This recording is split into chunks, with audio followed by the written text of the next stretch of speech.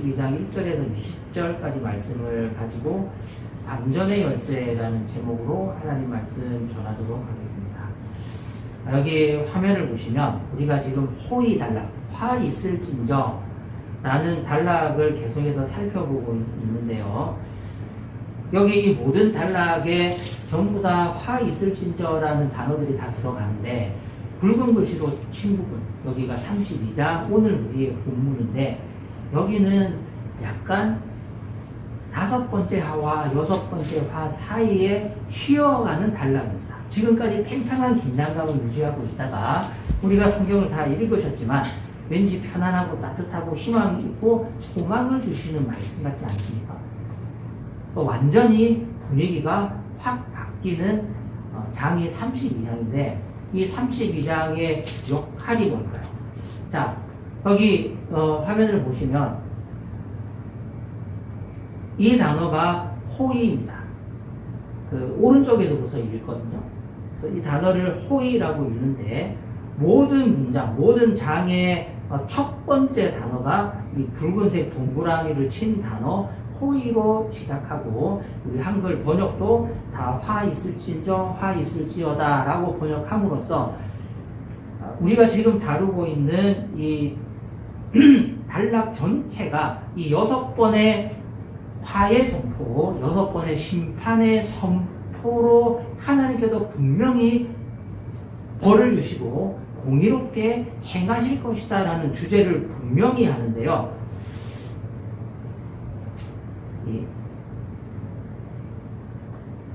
32장 오늘 본문입니다. 1절의 히브리어 본문 붉은색을 보면 얘는요, 아까 단어하면 이건 hen이라고 읽거든요. hen. 무슨 뜻이냐면 보라, 주목하라, 참으로 라고 해서 32장은 완전히 다른 단어로 시작합니다. 자, 28장에서부터 33장까지 모든 성경의 첫 번째 단어가 뭐라고요? 호의, 화 있을지어다. 너 이제 진짜 죽었다 라는 분명한 심판의 선언으로 시작을 했는데, 유달리 32장 1절만 hen으로 시작해요. 이 단어의 뜻은 뭐냐면 주목 이 뜻입니다.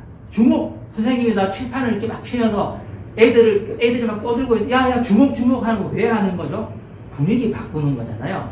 야 이제 그만 떠들고 그만 잡담하고 중요한 공개 상황이 있으니까 주목. 이게 뭐냐면은 hen이라는 히브리어의 뜻이에요.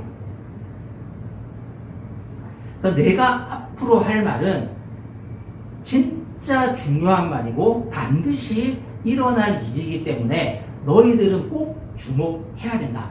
잘 들어라. 이런 뜻을 가지고 있는 단어로 32장만 그렇게 시작합니다. 그리고 뒤따르는 약속은 뭐예요? 한 왕이 통치할 것이다 라는 분명한 약속을 합니다. 근데 이 약속은 단순한 그럴 것이다 라는 예측이 아니고 반드시 성취될 것이라는 하나님의 계획임을 특별히 강조합니다. 자막이 안 나오는데 영상의 자막을 찾기가 힘들었습니다. 미국의 이 방금 영상으로 보신 작품은 토마스 콜이라는 미국의 화가가 1842년에 연작으로 그린 그림입니다. 제목은 인생의 여정 또는 인생의 항해라는 제목을 달고 있는데요. 워싱턴 DC의 국립미술관에 가면 아까 영상에 보셨듯이 이 4점의 그림이 한 편의 책처럼 주제별로 해서 이 4점의 그림이 커다랗게 벽에 이렇게 걸려 있는 인기 작품 중에 하나라고 합니다. 이 그림 4점이 전달하고자 하는 주제는 하나님께서 인생을, 사람을 완전하게 아주 아기 때부터 창조하셨는데 그 하나님의 완전함을 청년기, 장년기를 지나면서 상실하고 많이 고생을 합니다. 그리고 마지막 노년기가 됐을 때, 아까 배 그림이 이렇게 유심히 보셨는지 모르겠지만, 천사가 다시 배로 와요. 인생의 배로 와서 마지막 낙원으로, 하나님이 계신 그 본향으로 인생을 인도하시고 회복시키신다.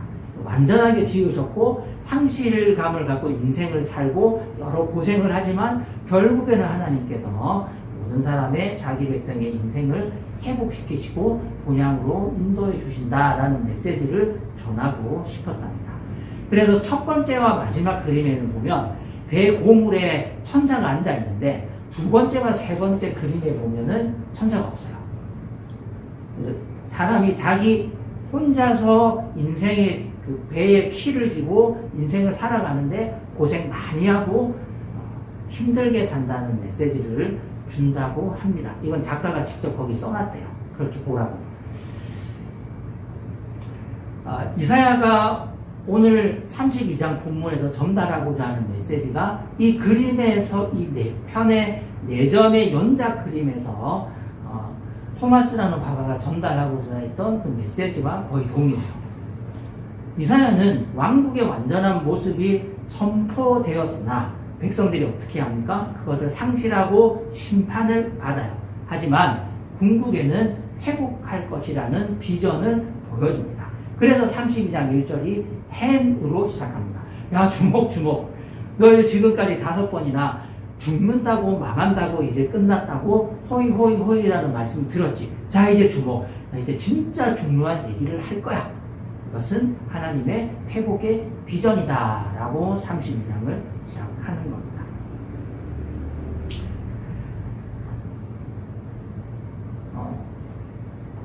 이사야 32장의 남왕국 유다의 운명도 그랬고 우리의 삶도 때로는 이 그림처럼 희망찬 꿈을 갖고 인생을 시작했으나 절망적인 현실을 몇 번 맞이하고 인생의 세찬 비바람을 정말 대차게 맞고 노화를 맞고 실패를 맞고 여러 가지 풍지평파를 겪으면서 희망이 흐릿해질 때가 있습니다.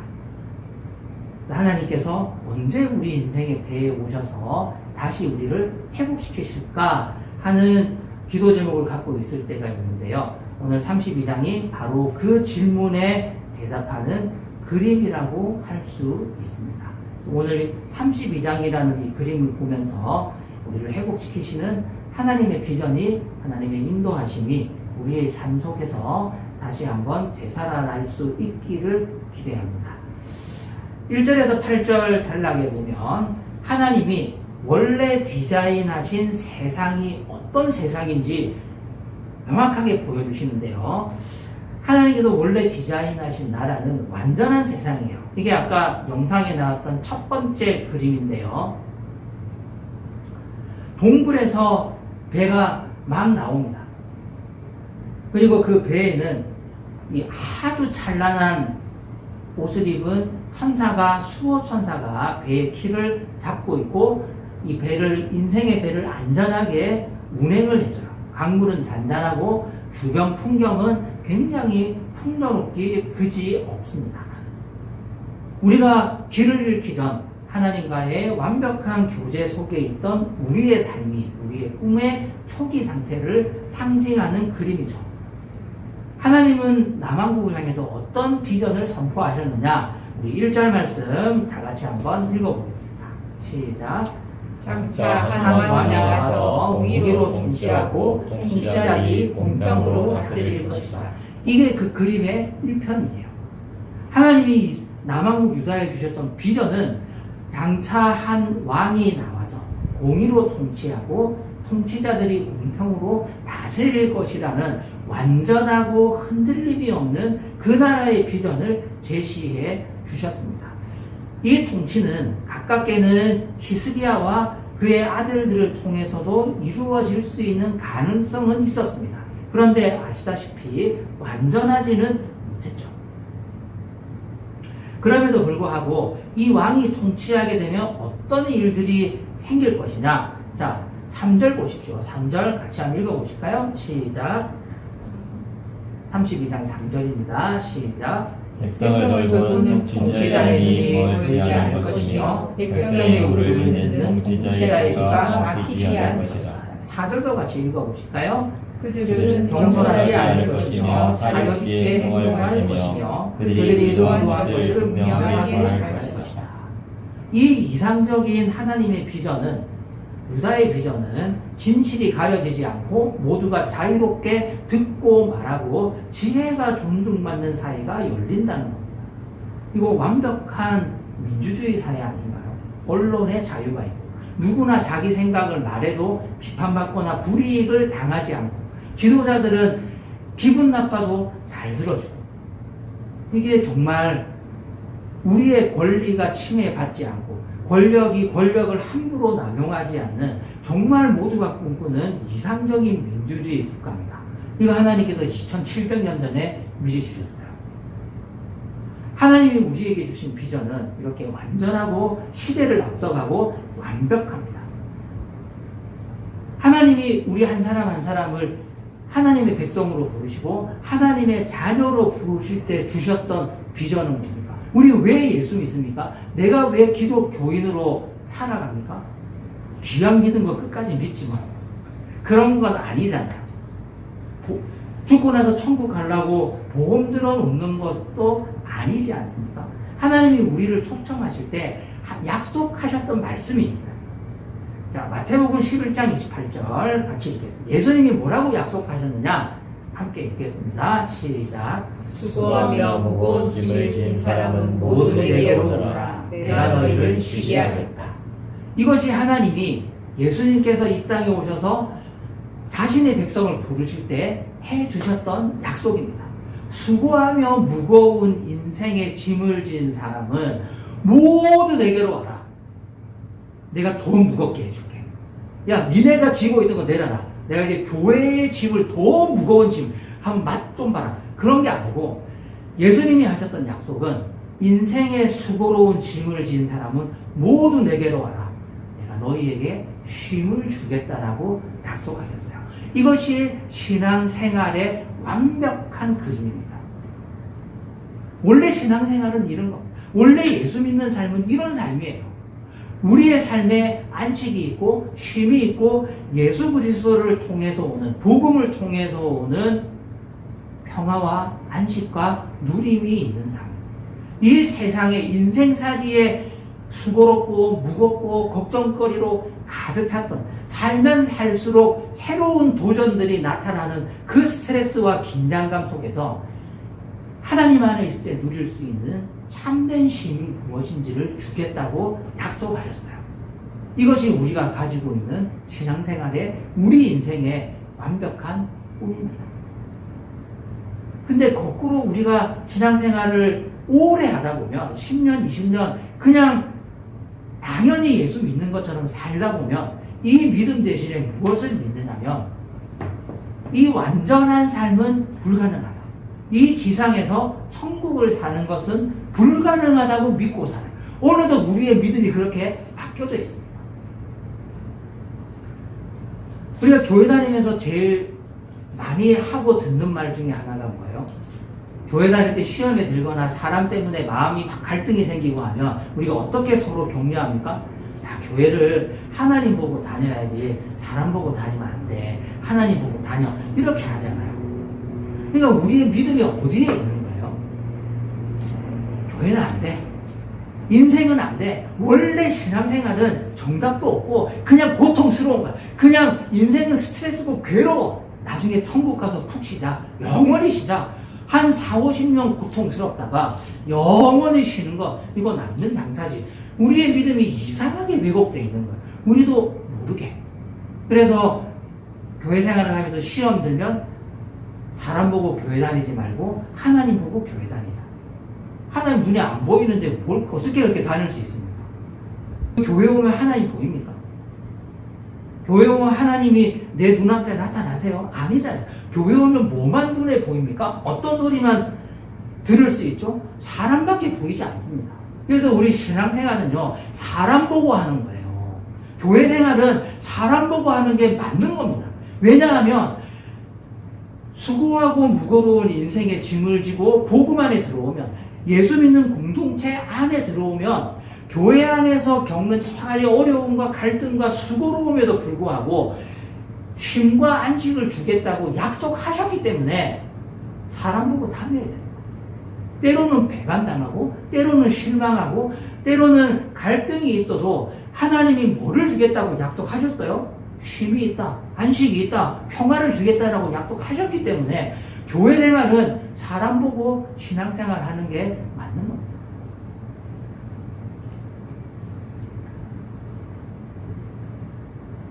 주님께서 우리에게 주셨던 수고하고 무거운 짐진 자들아 다 내게로 오라 내가 너희를 쉬게 하겠다는 약속을 다시 한번 믿으십시오. 우리 그렇게 살 수 있습니다. 안 될 것 같은데 아니에요. 그렇게 살 수 있습니다.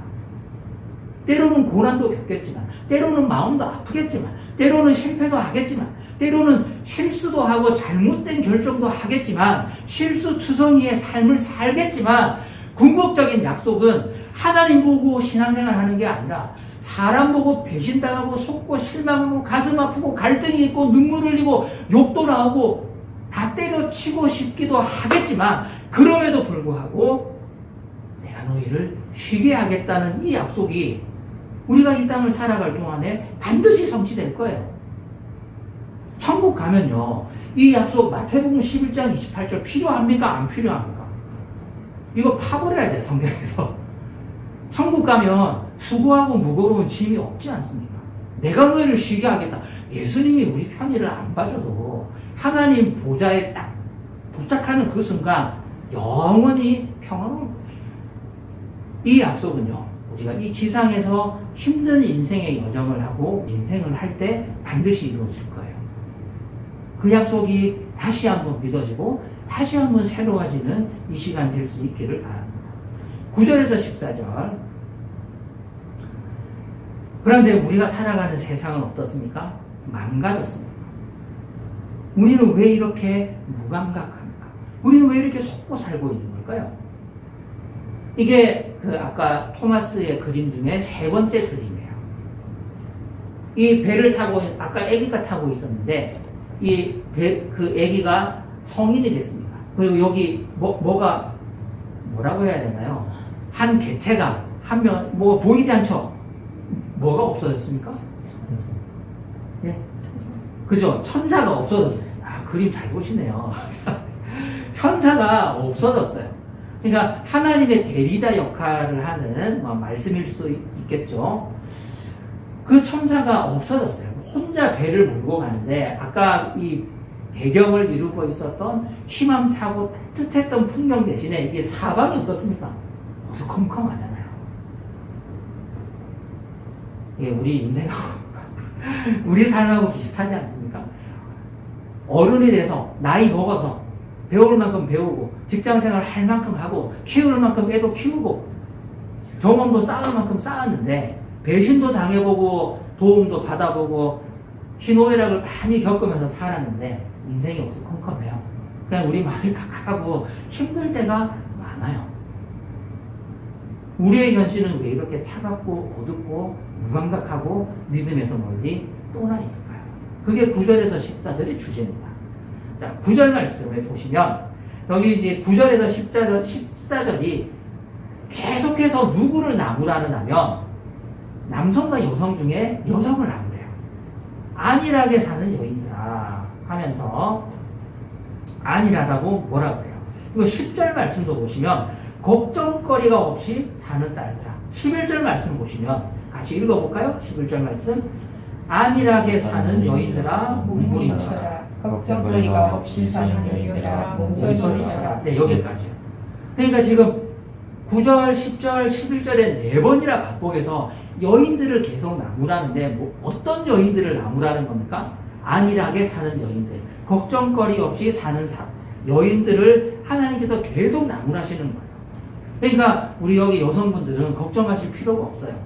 우리의 삶은 안일하지 않잖아요. 걱정거리 많으시잖아요. 눈만 뜨면 걱정이지 않습니까? 인생에 해결해야 될 짐이 너무 많기 때문에 여기에 해당 안 됩니다. 그러니까 여기서 성차별적인 어떤 세계관이 여기에 있다라는 게 아니고 하나님이 나무라시고자 하는 핵심 주제는 뭐냐면 안일함이에요. 지금 뭐가 쳐들어옵니까? 아수르가 쳐들어오잖아요. 나라가 망할 지경이에요. 그런데 권력자의 아내, 장군의 아내, 귀족의 아내, 정부 고위 관리들의 아내는 이 모든 계층 중에서 가장 걱정이 없어요. 전쟁도 안 나가고 돈은 많고 여차하면 어떻게 할 수 있어요? 치면 돼요. 외국은 이집트로 가면 돼요. 먹고 살 수 있으니까. 그래서 이 귀족 계층의 여인들은 특별히 더 무감각하고 안일함이 심했다고 합니다. 그렇기 때문에 여기에서 4번이나 9절에서 짧은 이 11절의 9절 동안에 4번이나 반복해서 하나님께서 여자들을 나무라는 게 아니고 안일함을 책망하시는 겁니다. 단순히 유다의 상류층 여인들에게만 해당되는 경고가 아니에요. 안일한 여인들은 오늘 이 시대의 불의와 고통, 국가적인 위기, 그리고 개인적인 삶의 위기와 여러 가지 갈등과 하나님과 씨름해야 될 많은 기도 제목들을 껴안고 있음에도 불구하고 걱정이 없는 거예요. 아니, 그럴 수가 있나? 네, 충분히 그럴 수 있죠. 해결해야 될 게 정말 많아요. 살면 살수록 점점 기도 제목은 늘어가는데 이 기도 제목을 붙들고 하나님과 씨름하고 옛날 야곱이 돌베개를 베고 자다가 꿈속에서 천사와 씨름하면서 어떻게 합니까? 나를 축복하지 않으시면 그냥 날 죽여라. 절대로 내가 당신을 놓지 않겠다. 제발 나의 안전과 생명을 보장해 주십시오. 보장하라, 보장하라. 그렇게 기도하다가 천사가 이 엉덩이뼈, 엉치뼈 근처를 딱 쳐가지고 평생을 불구자로 살잖아요. 그거 조금 이런 말 써서 죄송하지만 병신된 거거든요. 하나님을 만났는데 평생 불구자가 된 거예요. 대신에 야곱은 뭘 얻었죠? 하나님으로부터 생명의 안전을 보장받은 거예요. 대신에 평생을 다리를 저었어요. 쩔뚝쩔뚝. 그게 야곱이 했던 씨름이에요. 죽을 것 같거든요. 내가 이렇게 가다가 들짐승에게 죽든지 다시 아버지 집으로 돌아가면 형 에서에게 칼 맞아 죽든지 나 이러면 어떻게 해? 죽을 것 같다. 하나님 우리를 다루실 때 이 씨름이 필요합니다.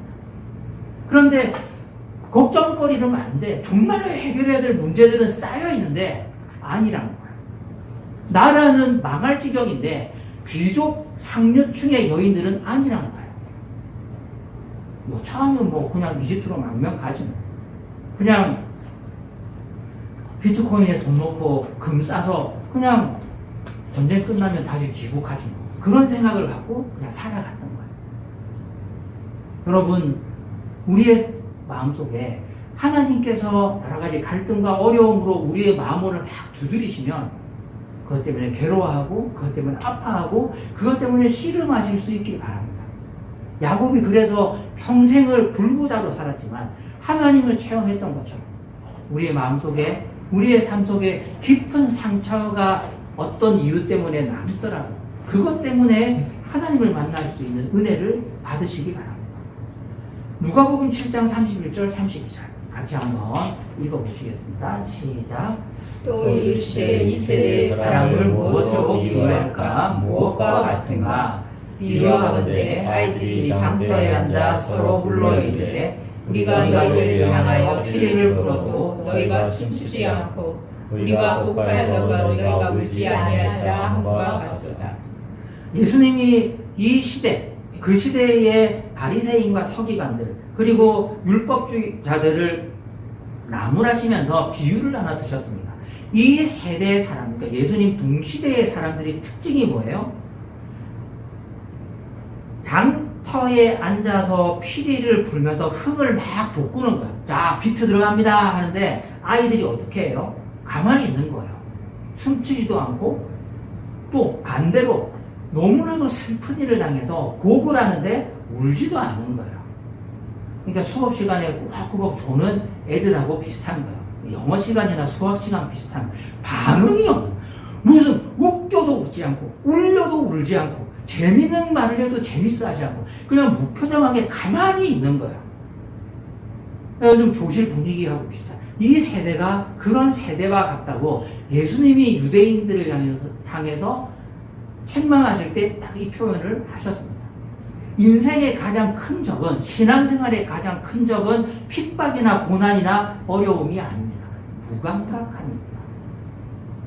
너무 편안해서 기도할 필요를 못 느낍니다. 너무 안전한 것 같아서 하나님을 붙들 절박함도 없습니다. 영적인 근육은 다 빠져서 계속 허리 통증이 있고 힘을 쓰지 못하는데 기름만 잔뜩 낀 영적 비만 상태에서 살아갑니다. 이것이 오늘 하나님께서 우리에게 경고하시는 말씀입니다. 마지막으로 15절에서 20절 단락을 보시면 우리는 회복할 수 있을까요? 예, 있습니다. 하나님께 완전의 열쇠가 있습니다. 이 그림, 인생 4부작의 마지막 그림입니다. 자, 여기 아까 두 번째 그림에서 등장하지 않았던 한 개체가 다시 나타났어요. 누굽니까? 천사. 하나님의 인도하심, 하나님의 말씀이 다시 있고, 여기 빨간 옷을 입은 사람 보입니까? 이게 화면에 잘 안 보이실 것 같은데 할아버지거든요. 노인이 됐어요. 근데 이 노인이 아까 두 번째 그림, 그러니까 청년기, 장년기에는 이 사람이 서 있었거든요, 배에. 근데 지금 어떻게 하고 있죠? 앉아 있는 건데, 그냥 힘이 다 빠져가지고, 그냥 앉을 수밖에 없다는 표현이 아마 더 정확할 거예요. 대신에 하나님의 천사가 본향을 향해서 인생의 원래의 하나님의 부르심과 비전을 향해서 인생을 인도하고 있는 그림이에요. 하나님 반드시 우리를 다시 깨우시고 인도하실 겁니다. 어떻게 인도하시느냐? 15절 말씀. 이게 오늘 단락의 핵심이에요. 15절 말씀 같이 한번 읽겠습니다. 시작. 그러나 주께서 저 높은 곳에서부터 다시 우리에게 영을 보내주시면 황무지는 기름진 땅이 되고 광야는 온갖 곡식을 풍성하게 되는 곡창지대가 될 것이다.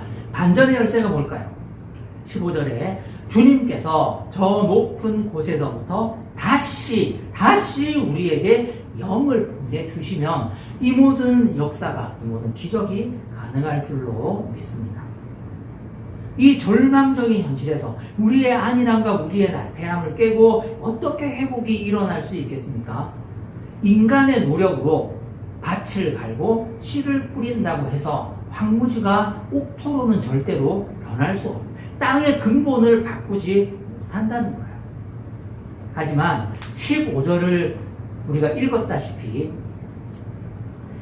저 높은 곳에서부터 다시 우리에게 영을 보내주시면 황무지가 기름진 땅으로 바뀌어 광야가 온갖 곡식을 풍성하게 되는 곡창지대로 그 본질이 바뀐다는 거예요. 사자가 풀을 뜯을 수 있을까요? 이리가 양과 함께 놀 수 있을까요?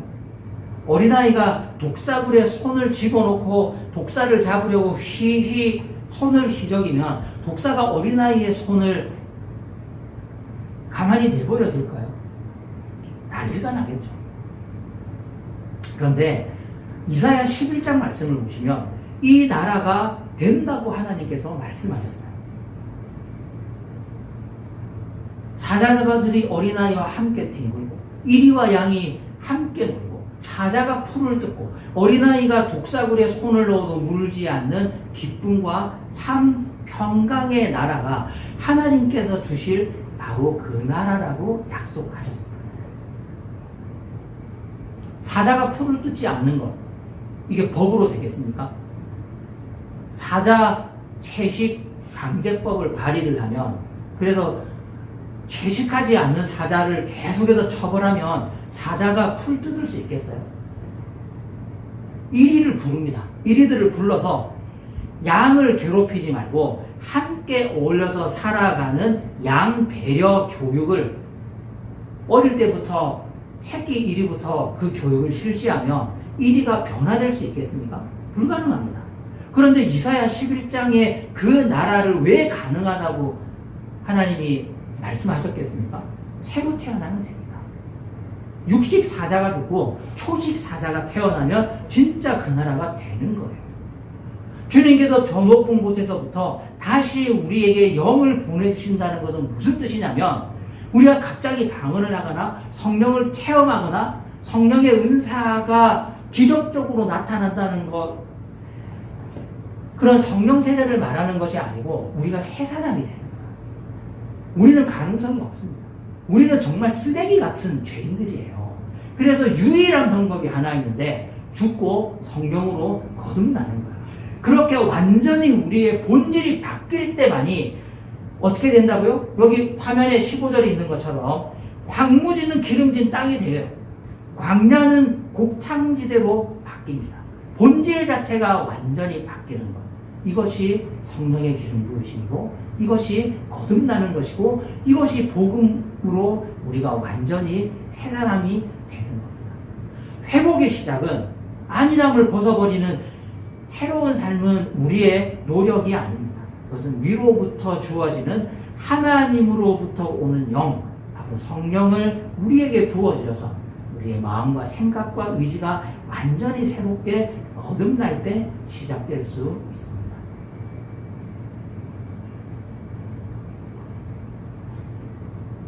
이것이 성경이 우리에게 들려주는 궁극적인 완전한 회복의 노래이자 안전의 열쇠입니다. 그 결과가 무엇일까요? 17절 말씀 같이 한번 읽어보겠습니다. 우리가 완전히 새로운 삶을 살게 됐을 때 결과는 17절 말씀 같이 읽겠습니다. 시작. 의의 열매는 평화요 의의 결실은 영원한 안심과 평안과 안전이다. 그래서 18절에 나의 백성은 평화로운 집에서 살며 안전한 것처럼 평온히 쉴 수 있는 곳에서 살 것이다. 20절에 씨를 뿌리는 곳마다 될 물이 넉넉하고 어디에서나 안심하고 소와 나귀를 놓아 키울 수 있으니 너희는 복이 있다. 이런 인생이 우리 인생 되기를 소망합니다. 근데 재밌지 않습니까? 앞서 9절에서 11절 단락에 하나님께서 신랄하게 비판하신 게 뭐예요? 안전에 대한 비판을 하셨잖아요. 괜찮다. 안전하다. 우리는 괜찮다. 그 안일함에 대해서 계속 비판하셨는데 완전히 회복된 우리의 삶의 결과도 뭐예요? 안전한 일이에요. 하나님 없이 안전하게 사는 것. 하나님을 믿고 무감각하게 사는 것. 마땅히 씨름하고 울며 씨를 뿌려야 되는데 아무것도 하지 않는 것은 하나님께서 싫어하시지만 우리가 하나님을 만나고 하나님을 체험하고 난 다음에 하나님께서 우리에게 주시는 복이 있는데 그 복은 뭐? 그 복도 안정과 평화로움과 안식입니다. 하나님 없이 안전하게 살지 마시고 하나님을 모시고 씨름하고 그 하나님께서 주시는 참된 평화와 안식이 우리의 삶에 차고 넘치기를 바랍니다. 그리하여서 20절처럼 우리의 가정과 우리의 교회와 우리의 인생이 씨를 뿌리는 곳마다 물이 넉넉하고 어디에서나 안심하고 소와 나귀를 놓아 키울 수 있으니 너희는 복이 있다라는 이 말씀이 우리의 삶 속에 반드시 이루어지기를 바랍니다.